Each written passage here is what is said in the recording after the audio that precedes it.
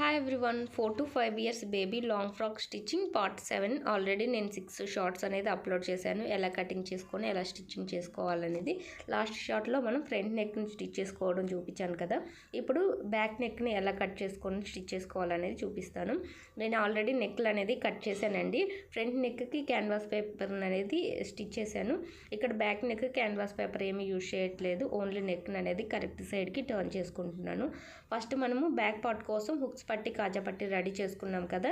Main fabric పైన lining ఫ్యాబ్రిక్ని ఈ విధంగా ప్లేస్ చేసుకొని ఫస్ట్ నెక్ చుట్టూ తర్వాత ఆర్మ్ చుట్టూ రెండింటికి కూడా, అంటే మనకి హుక్స్ పట్టి కాజా పట్టి రెండు ఉన్నాయి కదా, ఆ రెండింటికి కూడా ఫస్ట్ నెక్ సైడ్ ఒక స్టిచ్ అనేది వేసుకోవాలి. తర్వాత ఆర్మ్ సైడ్ కూడా ఒక స్టిచ్ అనేది వేసుకోవాలి. ఆర్మ్ దగ్గర ఇలా స్టిచ్ ఎందుకు వేస్తున్నానంటే ఈ డ్రెస్కి స్లీవ్స్ ఏమీ స్టిచ్ చేయట్లేదు, స్లీవ్లెస్.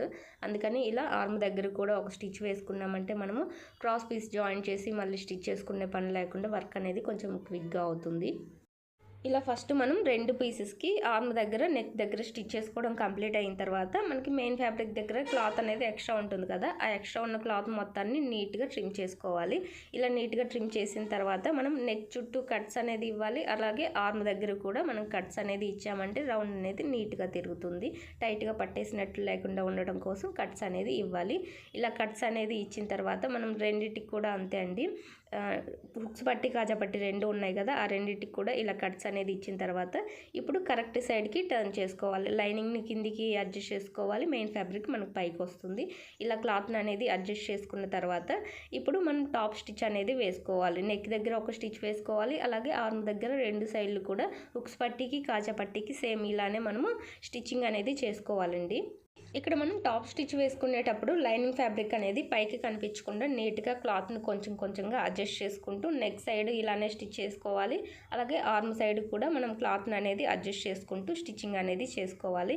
ఇలా మనం రెండు పీసెస్ని హుక్స్ పట్టి కాజా పట్టిని రెడీ చేసుకున్న తర్వాత ఇప్పుడు మనము లైనింగ్ ఇంకా మెయిన్ ఫ్యాబ్రిక్ని రెండింటిని కలుపుకుంటూ స్టిచ్చింగ్ అనేది చేసుకొని ఎక్స్ట్రా ఉన్న క్లాత్, మెయిన్ ఫ్యాబ్రిక్కి క్లాత్ అనేది ఎక్స్ట్రా ఉంటుంది కదా, దాన్ని నీట్గా కట్ చేసుకున్న తర్వాత ఇప్పుడు మనం 1 ఇంచ్ ఎక్స్ట్రా తీసుకున్నాం కదా హుక్స్ పట్టి కాజా పట్టికి, ఆ 1 ఇంచ్ అనేది ఇలా ఫోల్డ్ చేసేసుకొని స్టిచ్ అనేది వేసుకోవాలి. ఇక్కడ మనకి హుక్స్ పట్టి దగ్గర ఒక స్టిచ్ అనేది వేసుకోవాలి. కాజా పట్టి దగ్గర 2 స్టిచెస్ అనేది వేసుకోవాలి. ఫోల్డ్ చేసిన తర్వాత ఒక స్టిచ్ వేసి మళ్ళీ నెక్స్ట్ అటు సైడ్ కూడా ఇంకొక స్టిచ్ వేసామంటే మనకి కాజా పట్టి కూడా రెడీ అవుతుంది. ఇలా మనం హుక్స్ పట్టి కాజా పట్టి రెండింటిని రెడీ చేసుకోవాలండి. మనకి లెఫ్ట్ సైడ్ కాజా పట్టి వస్తుంది, రైట్ సైడ్ హుక్స్ పట్టి వస్తుంది. ఇలా ఒక దాని మీద ఒకటి ప్లేస్ చేసుకున్న తర్వాత 2 ఇంచ్ పైకి మార్కింగ్ వేసుకొని ఇలా స్టిచ్చింగ్ అనేది చేసుకోవాలి వీడియోలో చూపించిన విధంగా.